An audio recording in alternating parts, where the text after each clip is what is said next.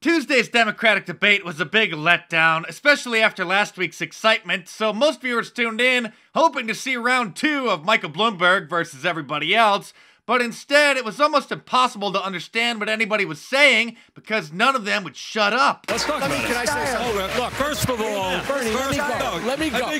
Tom, I think she was talking about my plan, not yours. I think we were talking about math, and it doesn't take 2 hours to do the math. Because let's talk about what it adds up to. Well, we math. Let's talk about math indeed. Okay, so here's the math.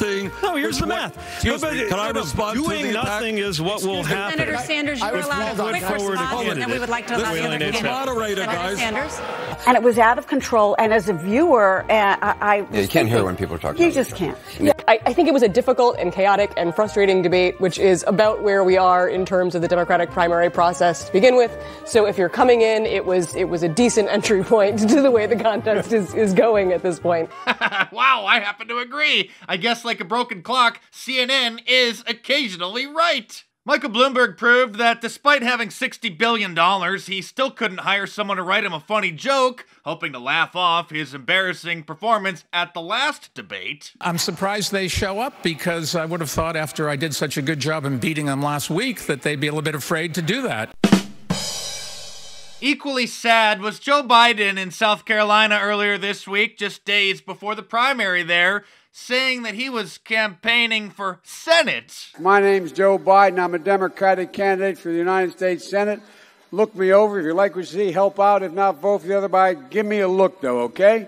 That's all I've really got to say to you. I got 2 minutes and 30 seconds left. I'm looking at the clock down. At this point, I'm not sure if I would trust Joe Biden to make a cup of coffee, let alone run the United States of America.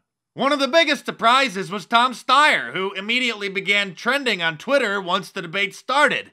Not from anything he said, but because so many people were wondering why he was there, wasting everyone's time. And then there was more bickering amongst the contestants. Trillion. No, I was talking. Bernie, I was talking about We would like, Senator Sanders, we would like to bring Mr. Steyer in on this conversation. Mr. Steyer, please. I was talking about all your programs. Then Mike Bloomberg had a Freudian slip and said that he bought the Democratic majority in the House of Representatives, resulting in Nancy Pelosi becoming Speaker again.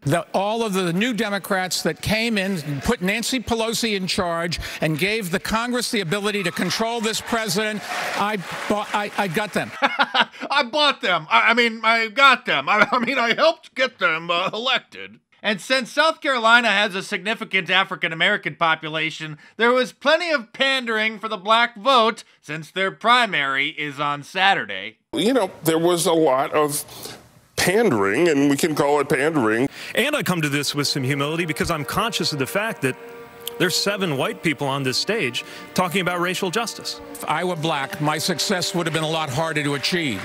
And I know a lot of black people that if they were white, it would have been a lot easier for them. I'm looking forward to making sure there's a black woman on the Supreme Court to make sure they in fact get every representation. Not a joke.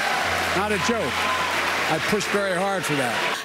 Martin Luther King once said that we are all tied in a single garment of destiny, and that what affects one of us directly affects all of us indirectly. But more than that, I believe I'm the only person on this stage who believes in reparations for slavery. Reparations, hey, Tom? It certainly can't get any crazier than this. Oh, wait, what's this? And I'll tell you what else we're going to do.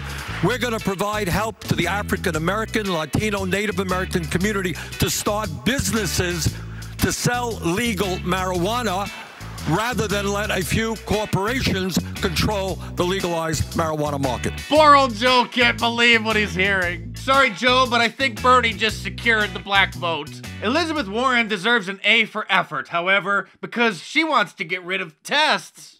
One more thing. My Secretary of Education will believe that it is time to get rid of high-stakes testing.